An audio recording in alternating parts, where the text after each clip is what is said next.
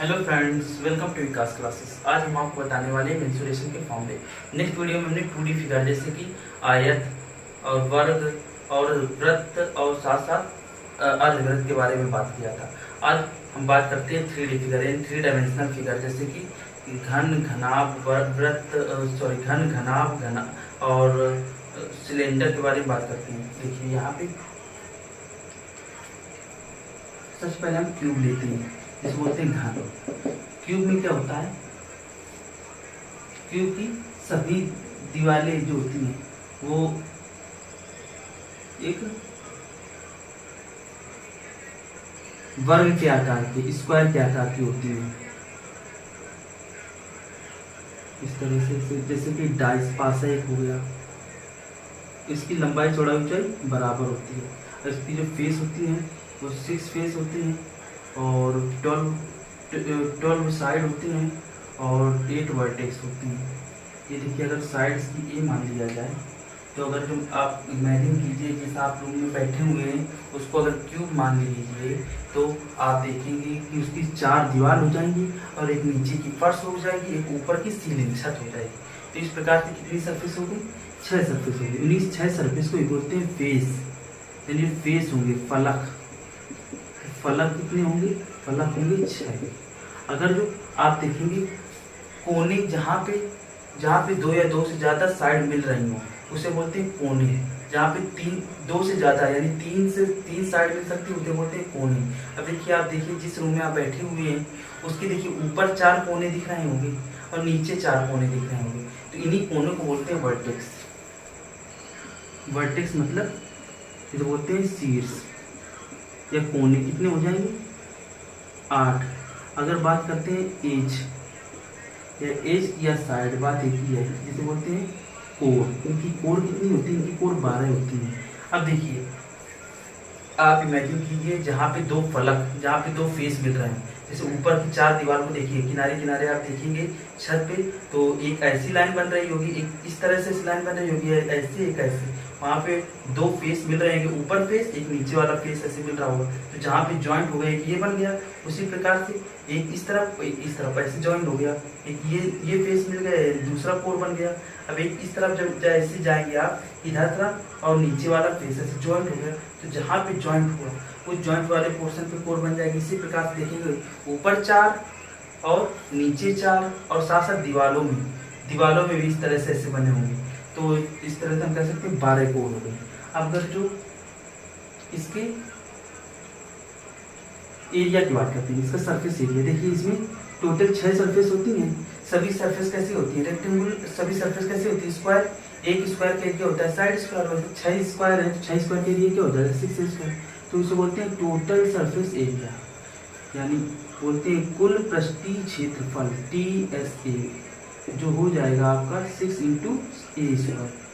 अब देखिए, अगर जो वॉल की बात करते हैं, एरिया ऑफ वॉल यानी दीवार का क्षेत्रफल, एरिया ऑफ वॉल या हम बोल सकते हैं दीवारों का क्षेत्रफल, इसी को LSA, लैटरल सरफेस एरिया बोलते हैं। लैटरल सरफेस एरिया यानी पार्श्व पृष्ठीय क्षेत्रफल। पार्श्व पृष्ठीय क्षेत्रफल क्या होता है? ऐसा क्षेत्रफल जो हमें बिल्कुल फ्रंट से, यानी फ्रंट से हम टच कर सकते हैं, उसे बोलते हैं पार्श्व पृष्ठीय क्षेत्रफल, लैटरल सरफेस एरिया। लेकिन 4 दीवार को ही सामने से हम टच कर सकते हैं, तो 4 दीवार का एरिया क्या होता है? देखिए, 4 दीवार किससे?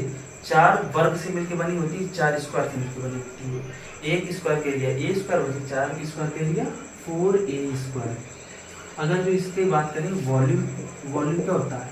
लंबाई गुणे चौड़ाई गुणे ऊंचाई, सभी लंबाई चौड़ाई ऊंचाई बराबर है तो क्या हो जाएगा? A³। अगर जो इसके डायगोनल की बात करें तो डायगोनल क्या होता है? डायगोनल एक ऐसी भुजा होती है, जैसे कह दिया जाए इस रूम में अगर क्यूबॉइडल रूम हो, यानी क्यूबॉइडल अगर रूम होगा तो उससे यानी सबसे लंबी से लंबी रखी जाने वाली छड़ की लंबाई को ही एक प्रकार की डायगोनल बोलती है। वही डायगोनल हो जाएगा √3 इंटू साइड। यही जो क्यूबॉइड में भी अप्लाई होगा। क्यूबॉइड मतलब होता है घनाभ। घनाभ क्या होता है? घनाभ 6 रेक्टेंगल से मिलकर यानी 6 आयत से मिलकर बना होता है। 6 आयत से मिलकर बना होता है। तो इस तरह से बना देते हैं।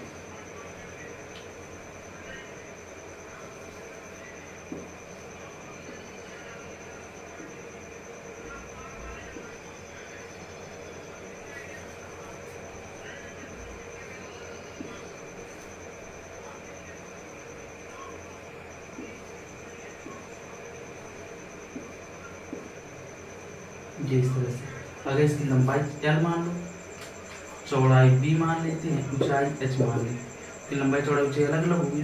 इसके अगर जो ये इसमें फेस वर्टेक्स ये सब एक ही होंगे, इसमें 6, 8, 12 ही होंगे। अगर TSA की बात करें तो TSA क्या हो जाएगा 2LP + BH + HL। वैसे अगर जो इसके एरिया ऑफ 4 वॉल्स की बात करें, area of 4 walls, area of 4 walls, तो आप इसको याद कर लीजिए, ये होता है 2L + B × H, यानी perimeter of base into height. ये आप इसको अच्छे से याद कर लीजिए। इसके डायगोनल की बात करते हैं तो डायगोनल हो जाएगा √L² + B² + H²। अगर इसको वॉल्यूम की बात करते हैं तो वॉल्यूम हो जाएगा आपका L × B × H, where L = side of length of cuboid, B breadth और H हाइट, लंबाई चौड़ाई ऊंचाई।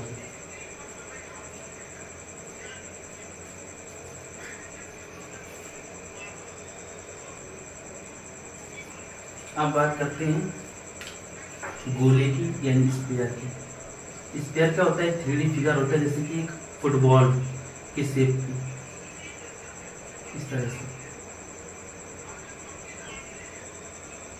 यहाँ पे या कह सकते हैं अर्थ जो है एक स्फीयर टाइप की है, या बोल सकते हैं जो ग्लोब है वो स्फीयर टाइप का है, यानी स्फीयर यानी गोला।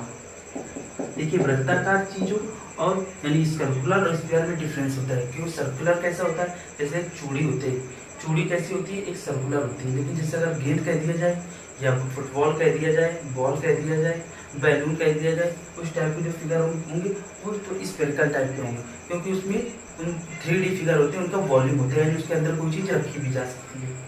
तो ये स्फीयर होती है। स्फीयर इसका अगर रेडियस, इसके रेडियस की बात करें तो रेडियस इसका R है, तो वॉल्यूम अगर इसका हो जाए, वॉल्यूम हो जाएगा 4/3 πr3। ये वॉल्यूम हो जाएगा। अगर TSA की बात करें या TSA एक ही सरफेस होगी, इसका TSA क्या हो जाएगा 4πr²। इसे बोलते हैं R बराबर रेडियस ऑफ स्फीयर, यानी गोले की त्रिज्या। अब बात करते हैं हेमीस्फीयर। हेमीस्फीयर क्या होता है, गोले का काटा गया भाग होता है। जब गोले को काट देंगे तब इसमें दो सर्कल, एक नीचे वाली सर्कल सर्कुलर हो जाएगी, एक ऊपर हो जाएगी, इसे बोलते हैं कर्व्ड सरफेस। अब देखिए इसका कर्व्ड सरफेस अलग हो जाएगा, नीचे प्लेन सरफेस है, प्लेन सरफेस कैसे सर्कुलर, इसकी रेडियस R है। अगर इसकी बात करें तो इसका अगर वॉल्यूम की बात करें तो वॉल्यूम क्या हो जाएगा, इसके वॉल्यूम का जस्ट हाफ हो जाएगा, 2/3 πr³ हो जाएगा। अगर TSA की बात करें, पहले तो हम CSA की बात कर लेते हैं, जो इसका ये TSA का हो या इसका CSA का हो तो बात है कि ये 4πr², लेकिन इसके CSA की बात करें कि ये CSA हो जाएगा, ये CSA हो जाएगा, ये इसका CSA जो हो जाएगा वो इसका हाफ कर देंगे 2πr²। लेकिन TSA अलग चीज़ होती है। TSA क्या होता है, CSA जितना भी सरफेस होती है सारी सरफेस को ऐड कर देती है। जैसे इसमें सरफेस क्या है CSA, नीचे वाली सरफेस कैसी है सर्कुलर सरफेस है, तो इनके एरिया को ऐड करेंगे 2πr², नीचे सर्कल का एरिया πr² ऐड करेंगे, कितना हो जाएगा 3πr²। ये आपका हो जाएगा TSA।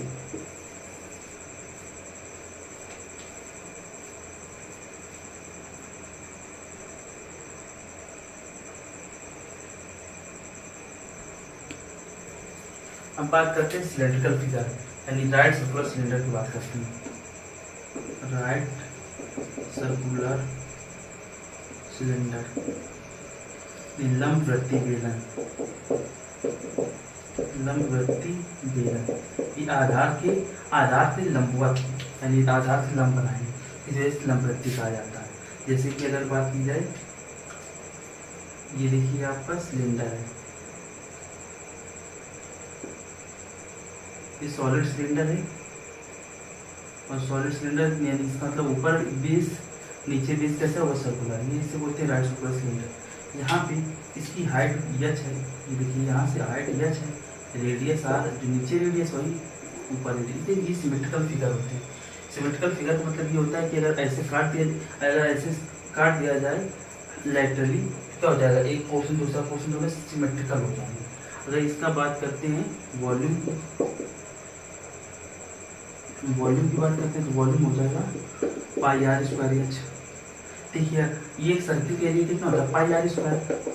ऐसे बहुत सारे सर्किल ऐसे बहुत सारे रखते जाएंगे सर्किल एच हाइट तक, ऐसे एन सर्किल रखेंगे तो इंटू एन कर देंगे, ऐसे एच हाइट तक रखते जाएंगे सर्किल तो एच का मल्टीप्लाई कर देंगे। बहुत सारी एच यानी जो पाई आर स्क्वायर एक सर्किल का एरिया होता है, तो ऐसे ही एच हाइट तक सर्किल को रखते जाते हैं तो बन जाता है आपका सिलेंडर। देखिए अगर इसके सी एस ए की बात करें, सी एस ए क्या होता है, जो सामने से टच कर सकते हैं। सी एस ए का मतलब जैसे कि अगर एक सरकमफ्रेंस ही है, ये सरकमफ्रेंस है, सर्कल का सरकमफ्रेंस कितना होता है 2 पाई आर। ऐसे सरकमफ्रेंस बहुत सारे सरकमफ्रेंस को ऐसे रखते जाएंगे, ये सरकमफ्रेंस को अगर ऐड करेंगे, ये सरकमफ्रेंस बहुत सारे एच हाइट तक सरकमफ्रेंस रखेंगे तो इसका जो सी एस ए हो जाएगा वो 2 पाई आर एच हो जाएगा, एच हाइट तक रखेंगे तो आपका आ जाएगा सी एस ए कितना हो जाएगा पर 2 पाई आर एच।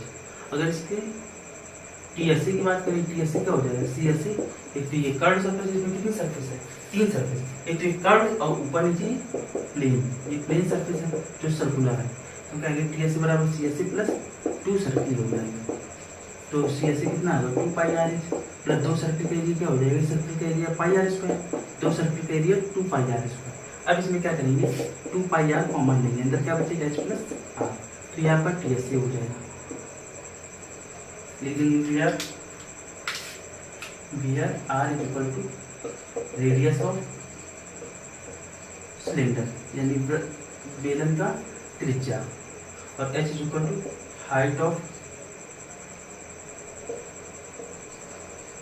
सिलेंडर यानी बेलन की ऊंचाई।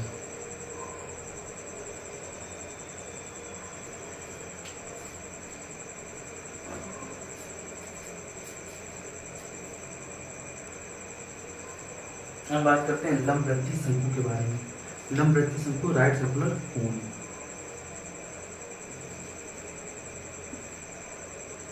ये भी सिमेट्रिकल फिगर होता है, जैसे कि अगर ये हाइट एच है, देखिए इसे बोलते हैं right circular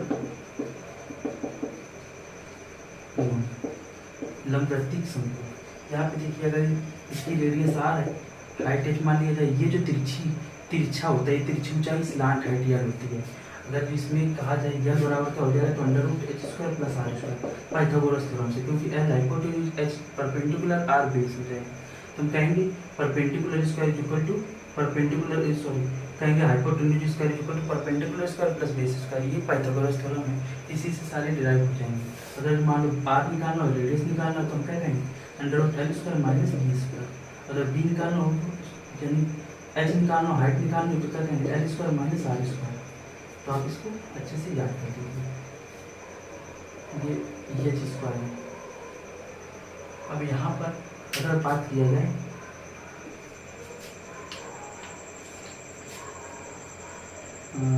C S C हो जाएगा आपका पाई आर एच।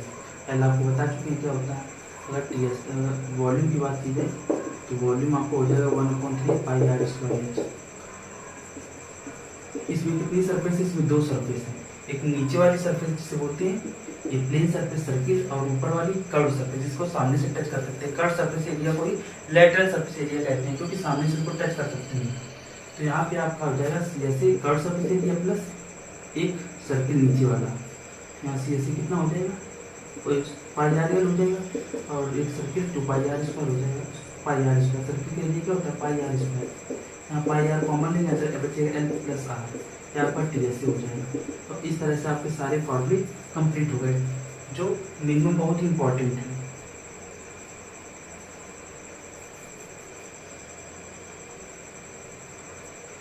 आई होप आपको ये सारे फॉर्मूले समझ में आए होंगे। सो आप इसको अच्छे से तैयार कीजिए। That's all for today, thank you.